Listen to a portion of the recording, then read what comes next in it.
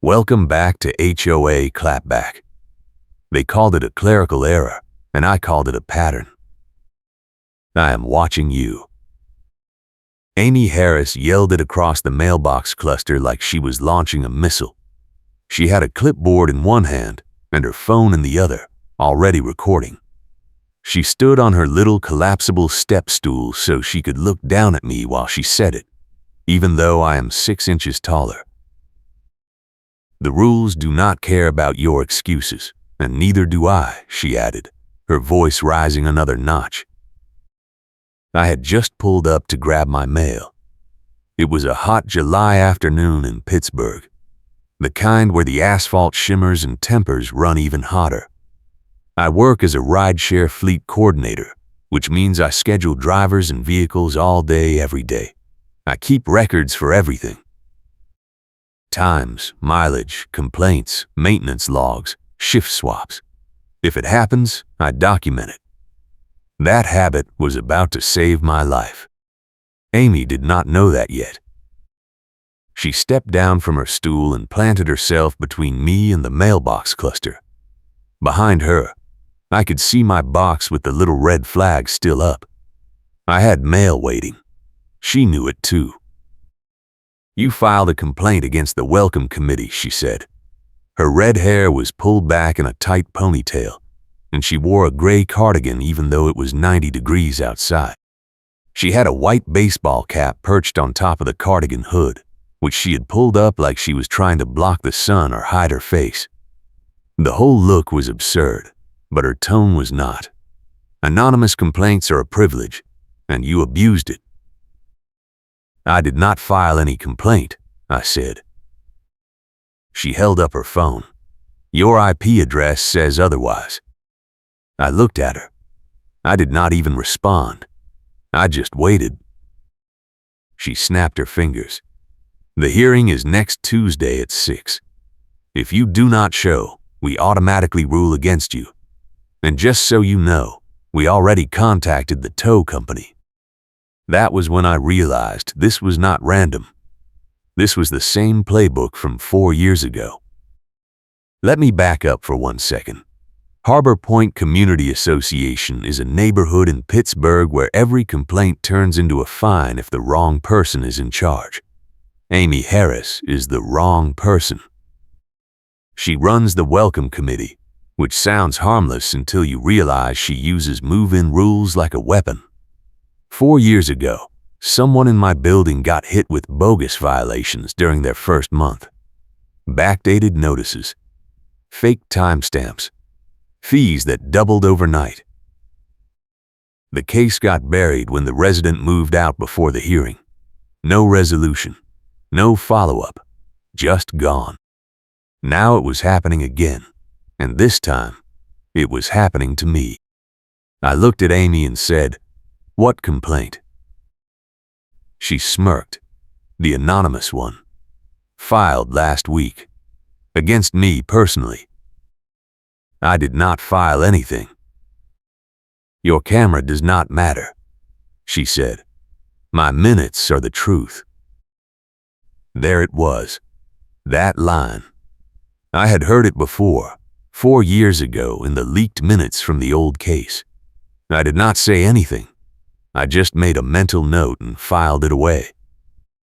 Amy tapped her clipboard. The hearing notice was mailed to you last week. You have 5 business days to submit your defense in writing. Format requirements are on the portal. I checked the portal every day. There was no notice. Check again, she said, and stepped aside so I could finally get to my mailbox. I opened the box. Inside was a single envelope from Harbor Point Community Association, postmarked 3 days ago. I pulled it out and looked at the date on the notice inside. It said the hearing was scheduled for July 18th at 6 p.m. Today was July 16th. The notice was dated July 9th, which meant I should have received it over a week ago, but the postmark on the envelope said July 13th, 4 days late. I held it up. This postmark does not match the notice date.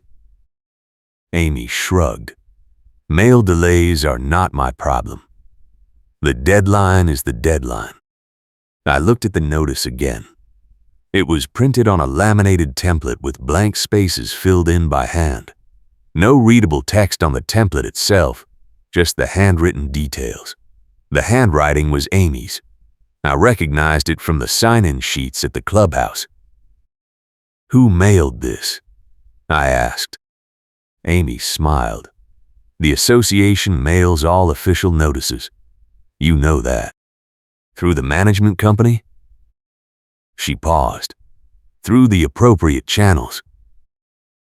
That pause told me everything. She had mailed it herself. Late. On purpose. I took a photo of the envelope and the notice with my phone. Amy watched me do it and did not flinch. "Your camera does not matter," she said again. "My minutes are the truth." I asked, "What is the complaint?" She tapped her clipboard.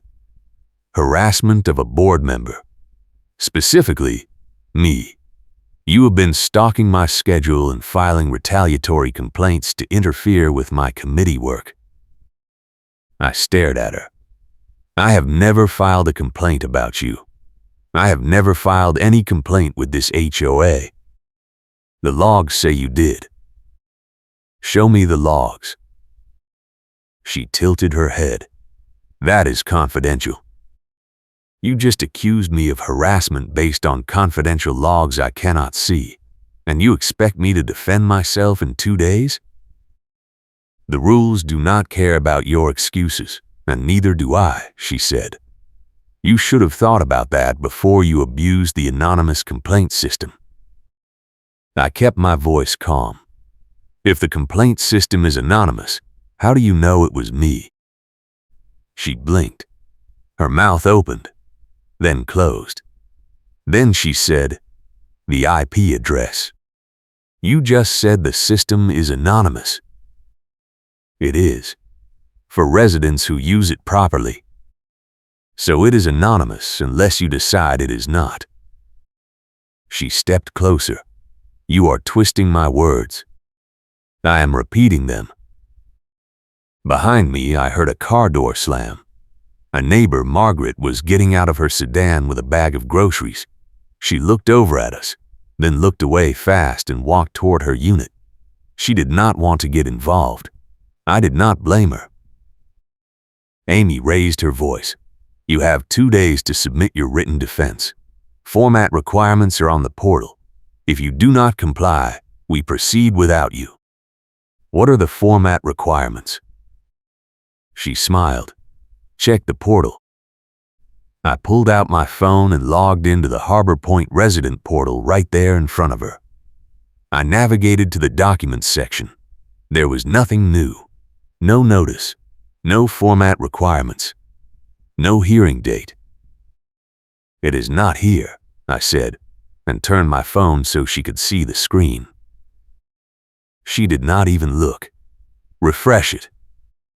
I refreshed the page. Still nothing. She shrugged. "Technical issues are not my problem. The deadline stands. How can I meet a deadline for format requirements that do not exist?" "Figure it out," she said. "That is what adults do." I kept my hands open and my voice calm, because the real move was still ahead. This was not my first rodeo with Amy. 4 years ago, I watched her bury another resident with the same tactics. That case never made sense. Fake timestamps. Violations that appeared and disappeared from the portal. A tow truck that showed up before the notice was even mailed. The resident gave up and moved out, and Amy walked away clean. But I remembered it. I kept a folder on my desktop labeled Harbor Point Cold Case. Inside were screenshots from the old portal, leaked minutes, timestamp mismatches, and a witness statement from a tow driver who said Amy had called him directly before any official work order was filed.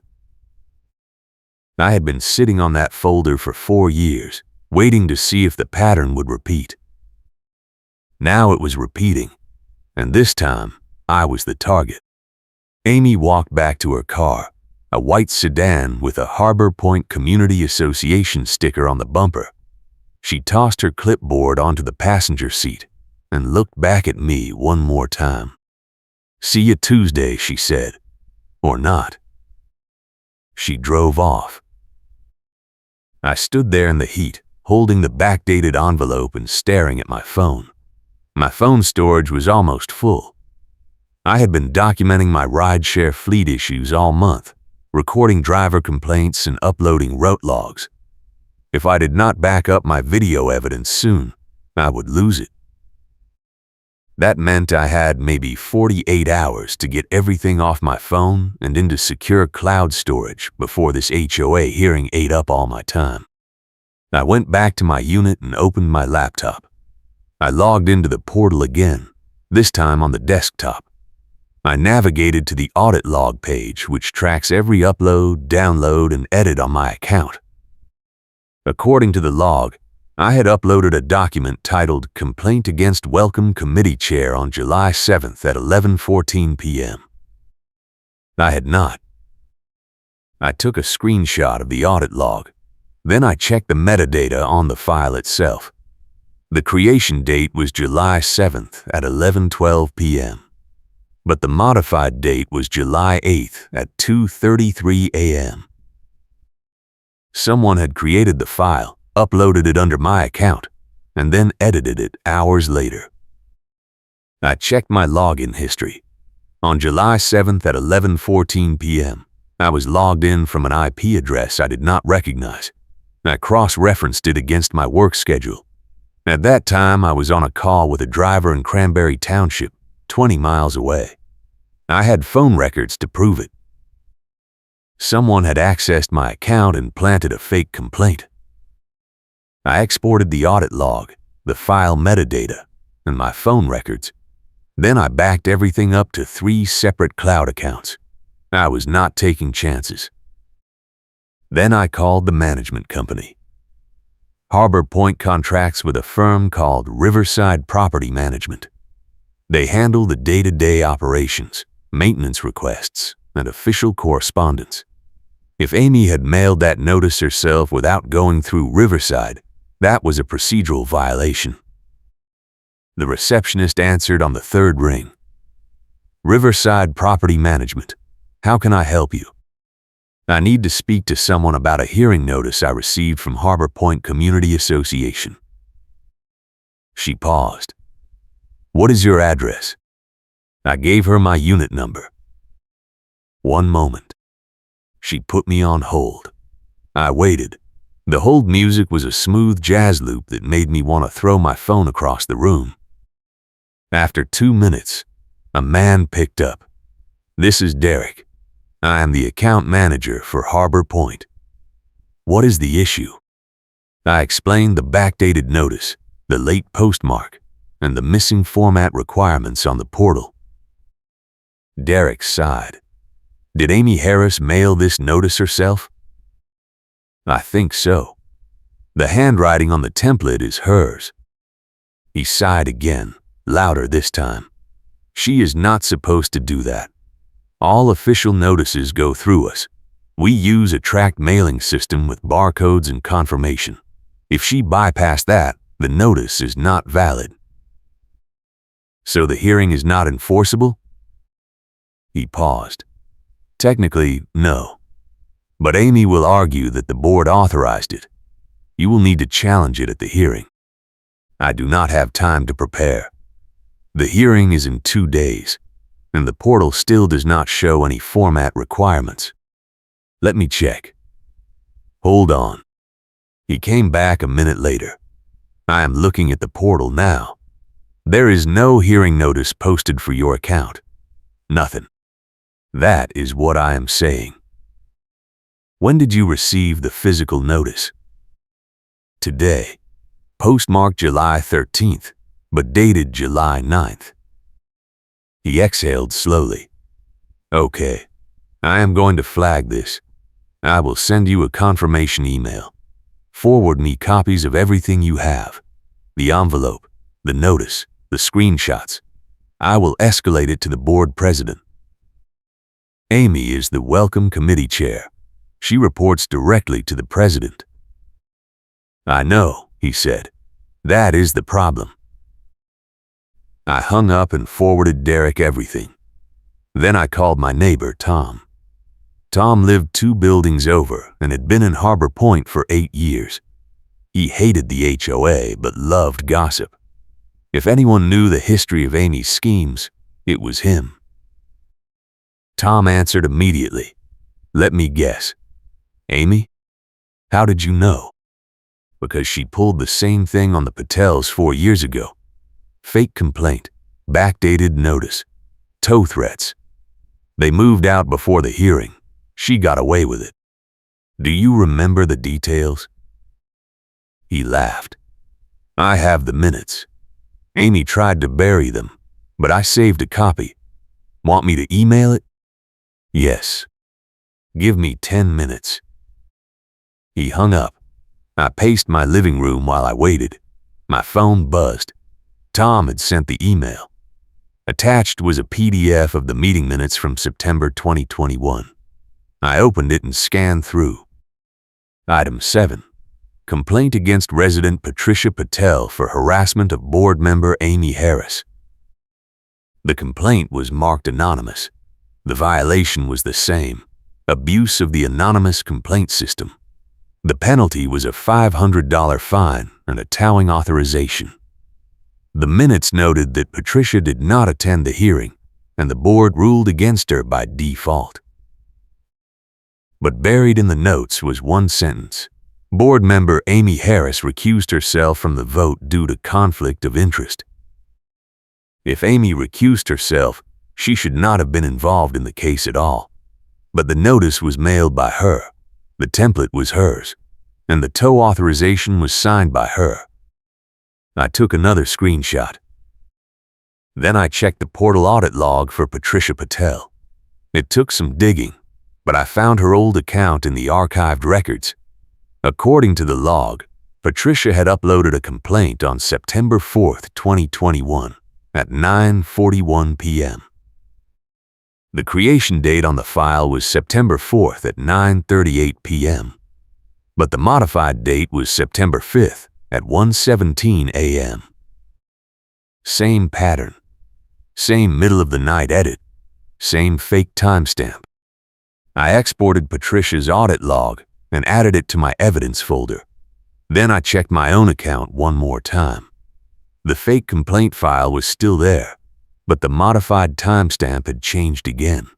Now it said July 15th at 4:12 p.m. Someone was still editing it, in real time. I took another screenshot and checked the login history. The same unknown IP address had accessed my account again at 4:11 p.m. today, right before Amy confronted me at the mailbox. She was logged into my account while she was yelling at me. I saved everything. Then I opened my rideshare fleet dashboard and pulled up my call logs. On July 7th at 11:14 p.m., I had been on the phone with a driver named Marcus for 42 minutes. I exported the call record and added it to the folder. Then I checked my work GPS logs. At 11:14 p.m., my phone was tracked to a Sheetz parking lot in Cranberry Township. I screenshot the GPS data and added it to the folder. I now had proof that I was not at my computer when the fake complaint was uploaded. I leaned back in my chair and stared at the ceiling. Amy had planted evidence, backdated a notice, bypassed the management company, and accessed my account without authorization. And she thought she was going to get away with it. The next morning, I got an email from Derek at Riverside Property Management. Subject line: hearing postponement request denied. I opened it. The email said, "The board president reviewed your request and determined that the hearing will proceed as scheduled. The notice was mailed in accordance with association bylaws, and the format requirements were posted to the resident portal on July 10th. Failure to locate the requirements does not constitute grounds for postponement." I logged into the portal again. Still nothing. I replied to Derek, "The format requirements are not on the portal. Can you send me a direct link?" He replied 10 minutes later, "I do not have access to the format document. It is maintained by the Welcome Committee. You will need to contact Amy Harris directly." I laughed out loud. That was the trap. Amy controlled the format requirements. If I asked her for them, she would say I was harassing her.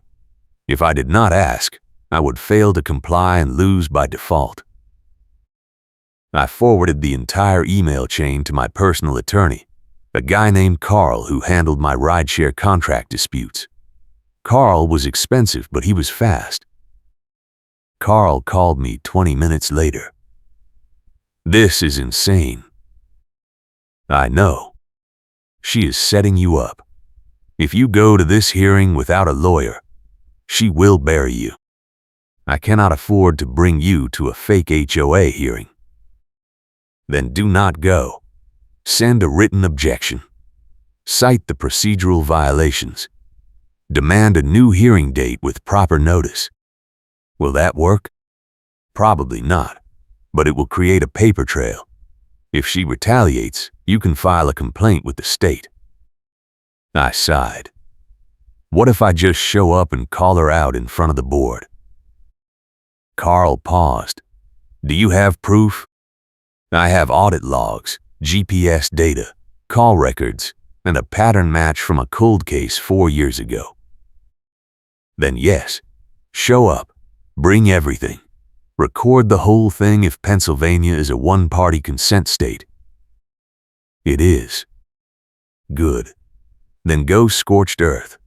If she is doing this to you, she is doing it to other people. Expose it." I hung up and started preparing my defense. I printed out the audit logs, the GPS data, the call records, the old case minutes, and the metadata screenshots. I put everything in a 3-ring binder with tabs. I labeled the binder Cold Case Evidence. Then I checked my phone storage. I was at 96% capacity. I had maybe 2 days before I ran out of space. I spent the next hour uploading my rideshare video files to the cloud and deleting the local copies. It was slow, tedious work, but I needed the space for what was about to happen. By Tuesday morning, I was ready. The hearing was scheduled for 6 p.m. at the clubhouse. I showed up at 5:55 with my binder, my laptop, and a portable charger. The clubhouse was a single-story building with a meeting room, a kitchenette, and a storage closet. The walls were painted beige, and the carpet smelled like mildew. There were folding chairs arranged in rows facing a plastic folding table where the board members sat.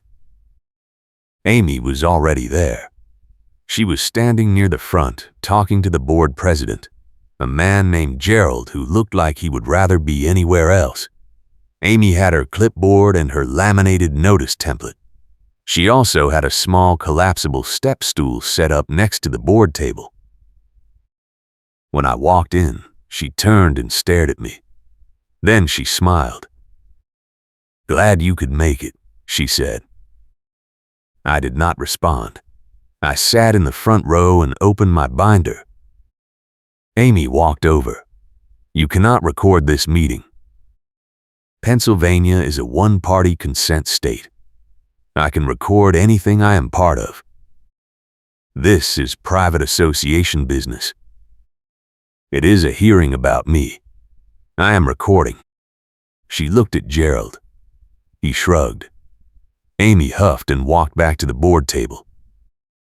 Gerald called the meeting to order at 6:03. Present were Gerald, Amy, and 2 other board members I did not recognize. One was an older woman named Linda who looked like she wanted to leave. The other was a younger guy named Craig who kept checking his phone. Gerald read from a script. "This hearing is to address a complaint filed against resident Amy Harris by an anonymous party, alleging harassment and abuse of the complaint system. The complainant is identified as the resident of Unit 214. "That is me," I said. Gerald nodded. Do you wish to make a statement? I stood up. I did not file any complaint against Amy Harris. Someone accessed my resident portal account without authorization and uploaded a fake complaint under my name. I have evidence. Amy stood up. That is a lie. I opened my binder and pulled out the audit log. According to the portal, the complaint was uploaded on July 7th at 11:14 p.m. At that time, I was on a phone call with a rideshare driver in Cranberry Township. I have call records and GPS data to prove it. I handed the printouts to Gerald. He looked them over. Amy crossed her arms. You could have uploaded it earlier and scheduled it to post later. I pulled out the file metadata. The creation timestamp is July 7th at 11:12 p.m. 2 minutes before the upload. You cannot schedule a file that does not exist yet. She blinked. I continued. The modified timestamp is July 8th at 2:33 a.m. Someone edited the file hours after it was uploaded. I was asleep at that time. My phone GPS confirms I was at home. Gerald frowned. Who else has access to your account? I looked at Amy. That is what I would like to know. Amy stepped forward. This is absurd. He is accusing me of hacking his account with no proof. I pulled out another printout. The login history shows an unknown IP address accessed my account on July 7th at 11:14 p.m.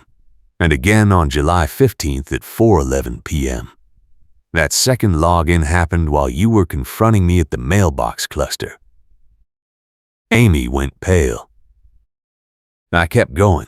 The same pattern appears in a case from 4 years ago involving a resident named Patricia Patel. Fake complaint. Midnight edits. Backdated notice. You used the same playbook. Gerald looked at Amy. Is this true?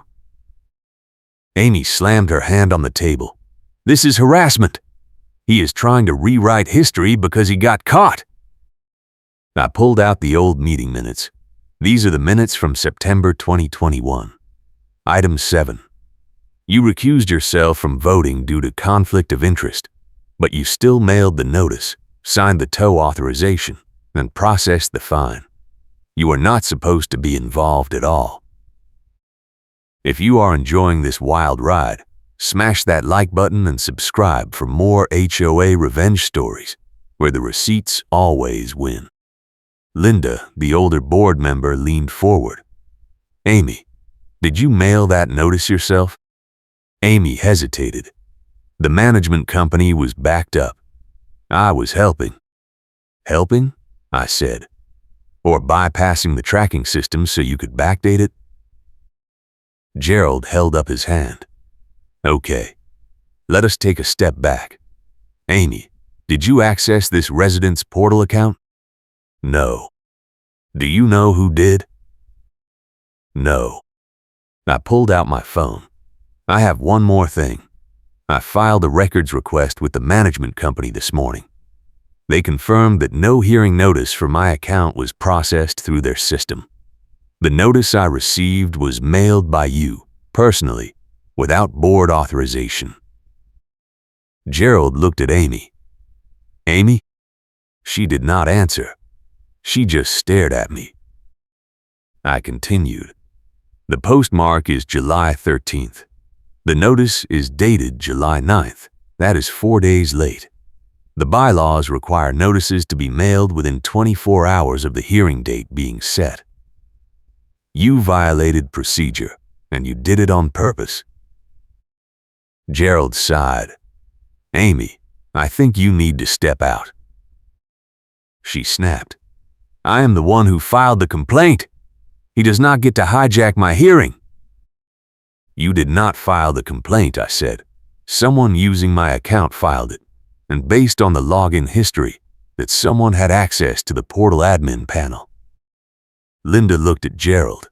Only board members have admin access. Gerald closed his eyes. Amy, Step outside. Now. Amy grabbed her clipboard and stormed out. The door slammed behind her. Gerald looked at me. Do you have anything else? I pulled out the last piece. This is a screenshot of a hidden spreadsheet I found in the archived portal files. It tracks monthly fine revenue by committee. Amy's welcome committee has the highest numbers. The notes column includes phrases like hit quota and exceeded target. Linda gasped. She was treating violations like a sales goal? I nodded. The spreadsheet shows a pattern. Every time the welcome committee falls below target, there's a spike in anonymous complaints filed against new residents. The Patels were fined $500 in September 2021. Another resident was fined $300 in March 2022. Another $200 in June 2023. All anonymous complaints, all processed by Amy, all within the same 2-week window at the end of each quarter. Craig, the younger board member, leaned forward. She was farming fines? I handed Gerald the spreadsheet printout. You can verify it with the management company. They keep copies of every transaction. Gerald stared at the spreadsheet for a long time. Then he looked at Linda and Craig. We need to call an emergency board meeting. Linda nodded. Tonight. Gerald stood up. This hearing is postponed indefinitely. We will investigate the allegations and respond in writing within 10 business days. Thank you for bringing this to our attention. I packed up my binder and left. Amy was standing outside the clubhouse, pacing near her car. When she saw me, she marched over. You just destroyed my reputation, she said. I stopped. You destroyed your own reputation. I just documented it. You think you are so smart with your binders and your screenshots. You have no idea how this works. The board will protect me. They always do. I kept my hands open and my voice calm, because the real move was still ahead. I pulled out my phone and opened a text thread with Tom. I had asked him to meet me at the clubhouse after the hearing. He was parked 2 rows away, watching. I texted him now. Tom got out of his car and walked over. He was carrying a manila envelope. He handed it to me without saying a word. Amy stared. What is that? I opened the envelope and pulled out a certified letter from the Pittsburgh City Clerk's office. It was addressed to Harbor Point Community Association, dated July 10th. This is a confirmation from the city clerk, I said. Last month, you sent a notice to all residents claiming that a new city ordinance required all vehicles to display updated registration stickers by July 1st or face immediate towing. You cited Ordinance 4-7-23. Amy blinked. I continued. I called the city clerk this morning. There is no Ordinance 4-7-23. The city has no vehicle sticker requirement. You made it up. She opened her mouth, then closed it. I kept going. You used that fake ordinance to justify towing 3 vehicles in June. The tow company charged $200 per vehicle. You got a kickback. The spreadsheet proves it. That is slander, she said. It is in writing, I said. You sent the notice. You cited the fake ordinance. You authorized the tows. And you signed off on the payments. The city clerk confirmed that the HOA misrepresented municipal law in an official communication. Tom stepped forward. I also have doorbell footage of Amy visiting your property at 2 a.m. last Thursday. She was carrying a clipboard and taking photos of your car with her phone. Amy turned to him. You are lying. Tom held up his phone. Want to watch it? Amy looked at me, then at Tom, then back at me. Her face was red. Her hands were shaking. You are going to regret this, she said. I pulled out the last piece of evidence. This is a copy of the tow company contract. It includes a clause that prohibits board members from receiving compensation or incentives for towing authorizations. You violated that clause. The management company is required to report it." Her eyes went wide. I continued. "I already sent a copy to Derek at Riverside Property Management. He is forwarding it to the board president and the tow company. They are going to audit every tow you authorized in the past 2 years." She stepped back. I kept going. "And one more thing. Your camera does not matter. My minutes are the truth. You said that to me twice. You also said it to Patricia Patel in 2021. I have it on record. You use that line every time you bury someone with fake documentation." Amy did not respond. She just turned and walked back to her car. She got in, slammed the door, and drove off. Tom looked at me. That was brutal. I shrugged. She earned it. Tom laughed. "What happens now?" "Now we wait for the board to do their job." The emergency board meeting happened that night at 8 p.m.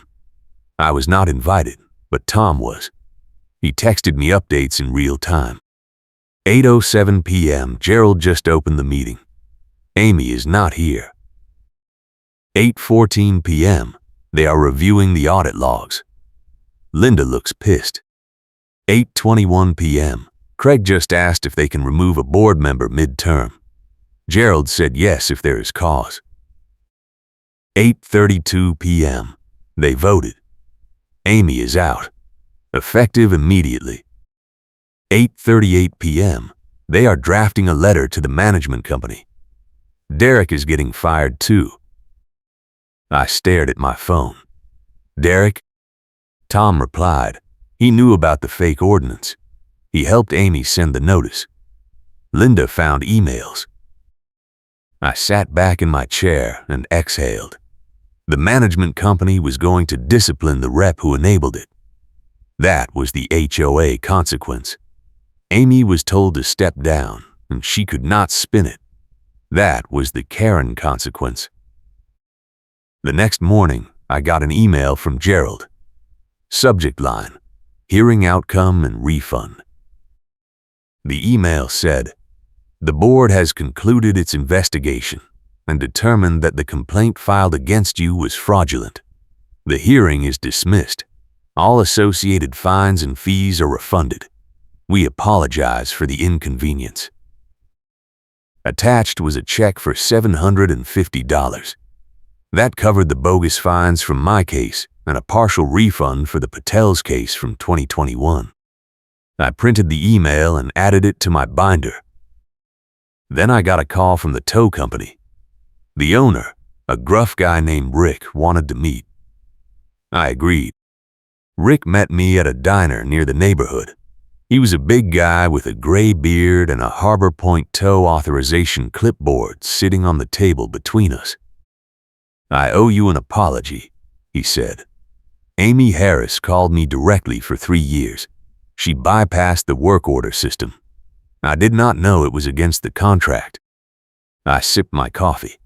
"You did not think it was weird that the board chair was calling you at midnight to authorize emergency towels?" He grimaced. "She said it was urgent. I trusted her." "She was paying you under the table." He nodded. "She was." "I did not report it. That is on me." "What now?" He slid an envelope across the table. "This is a refund for every tow she authorized without a valid work order. 6 vehicles. $1,200 total." I opened the envelope. Inside was a check. Rick continued. "I also terminated my contract with Harbor Point. I am not working with them anymore. Too much liability." I looked at him. "You are shutting down a contract because of one bad actor?" He shook his head. "It is not just Amy. The whole board knew. Derek knew. Nobody stopped it. That is a culture problem." I thanked Rick and left. On the way home, I stopped at the mailbox cluster. There was a new notice taped to the board. It was from the Harbor Point Board of Directors.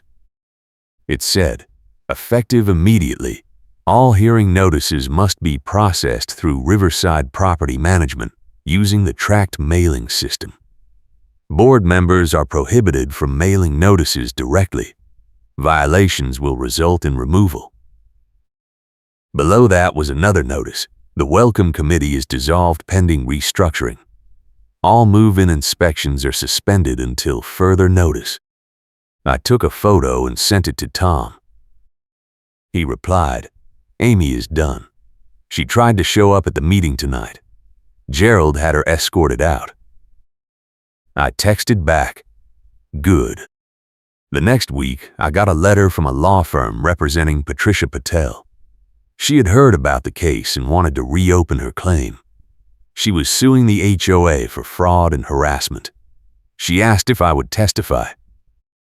I said yes. The case went to mediation in September. The HOA settled for $12,000. Patricia got her money back, plus damages, plus legal fees. Amy was named as a co-defendant. She tried to fight it, but the evidence was overwhelming. The mediation transcripts included a written records production schedule that Karen could not interfere with. That was the payback vector. In October, the HOA held elections. Amy tried to run for a seat. She lost by a landslide. Tom ran instead and won. He immediately proposed a new policy. All complaints must include the complainant's name and unit number. No more anonymous complaints. The board voted unanimously in favor. In November, I got one last email from Amy. Subject line, "You win." The email said, "I hope you are happy. You destroyed my reputation and my friendships. I did everything for this community and you turned everyone against me. But you know what? I am not sorry. The rules do not care about your excuses, and neither do I. You proved that." I deleted the email without responding. In December, I was refinancing my townhouse. The title search came back clean. No liens, no violations, no bogus fees. The underwriter noted that my HOA had a recent change in leadership and that the new board had an excellent compliance record. The refinance went through in 3 days. Tom called me on New Year's Eve. He was hosting a party at his place and wanted me to come. I showed up at 8. The party was small, just neighbors, people I recognized from the mailbox cluster and the clubhouse meetings. Margaret was there. Rick, the tow guy, was there. Even Linda from the board showed up. Tom raised a glass. To the end of the Amy Harris era. Everyone cheered. Margaret walked over to me. "I never thanked you," she said, "for standing up to her. She threatened to fine me last year for parking in the wrong spot. I was terrified. You should have fought back." She shook her head. "I did not have the receipts. You did." I smiled. "That is the trick. Keep records. Document everything. When they move the goalposts, you have proof." Linda joined us. The new board is drafting a transparency policy. All meeting minutes, violation notices, and financial reports will be posted to the portal within 24 hours. No more secret decisions. "That is good," I said. She nodded. We also hired a new management company. Riverside is out. The new firm specializes in HOA reform. They have a zero-tolerance policy for board misconduct. Tom walked over with 2 beers. He handed me one. I heard Amy moved out. I raised an eyebrow. "When?" "Last week. She sold her unit and left. No forwarding address. Just gone." I took a sip. Good riddance. He clinked his beer against mine. "You know what the best part is?" "What?" She left the paper shredder behind. It was in the clubhouse storage closet, full of strips. We went through it. Guess what we found? I waited. He grinned. Copies of every fake complaint she ever filed. Time-stamped. Backdated. All of it. She shredded the originals but kept the drafts. She was going to use them as templates for future cases. I laughed. She kept her own evidence? Tom nodded. Karen demands proof and then panics when I hand out copies. She shredded everything except the one thing that mattered. The party went late. I left around midnight and walked back to my unit. The neighborhood was quiet. The streetlights were on. The air was cold and clean. I unlocked my door and went inside. I sat down at my desk and opened my laptop. I logged into the Harbor Point portal one last time. The audit log was clean. No fake logins, no midnight edits, just my own activity. I closed the laptop and leaned back in my chair. It was over, but I kept the binder, just in case. Because in a neighborhood where every complaint turns into a fine if the wrong person is in charge, you never know when the pattern will repeat. And if it does, I will be ready. A year later, I got a message on the Harbor Point neighborhood app. It was from a new resident, a woman named Sarah. She had just moved in and received a violation notice for parking in a guest spot overnight. The notice was dated 3 days before she moved in. She asked, "Is this normal?" I replied, "No, it is not. Do you have a copy of the notice?" She sent me a photo. The notice was printed on a laminated template with blank spaces filled in by hand. The handwriting was not Amy's, but the format was identical. I texted Tom, "We have a problem." He replied, "Same playbook?" I sent him the photo. He replied, "Different handwriting. Same template. Someone on the new board is using Amy's system."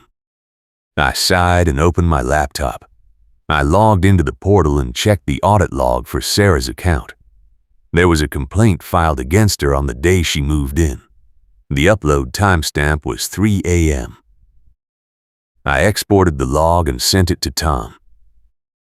He replied, "I will bring it to the board meeting tomorrow night. Want to come?" I replied, "Absolutely." The Harbor Point Community Association thought they could bury the past. They thought removing Amy would fix the culture. But systems like hers do not die with one person. They spread. They adapt.